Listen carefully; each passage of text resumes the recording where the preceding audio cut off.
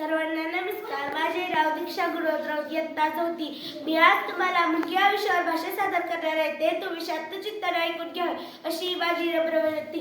मुलगी म्हणजे काय? मुलगी सगळ्यांच्या घरातील लाडकी असते, पण सगळे म्हणतात वंशाचा दिवा पाहिजे, वंशाचा दिवा पाहिजे.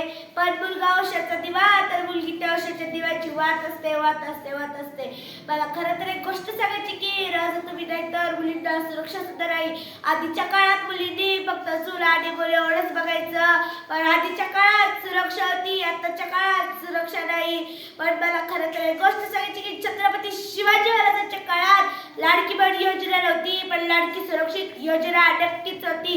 आता फक्त मुलींना त्रास बघावा लागतोय, मुलीवर अत्याचार बलात्कार होत आहेत. पण मला मुलांना एक गोष्ट सांगायची की माझ्या भावांनो, माझ्या दादांनो, कुठल्याच मुलीकडे वाकड्या नजरेने सुद्धा बघू नका. भाऊबीज रक्षाबद्दल आपण भावाकडे गिफ्ट बघतो, पण यावेळेस एक बघा, दादा तू ज्या नजरेने माझ्याकडे बघतोस ना त्याच नजरेने प्रत्येक मुलीकडे बघायला शिक. पण मला मुलीने एक गोष्ट सांगायची की मुलींना तुम्ही नाही शिकलात तरी चालेल, नाही मोठं झालात तरी चालेल, पण भाऊसारखे त्या आईच्या डोळ्यात पाणी येईल अशी कोणतीच गोष्ट करू नका. आणि परिवेशासारखे त्या बापाला समाजात बाळ खाली घालून चालावं लागेल एवढं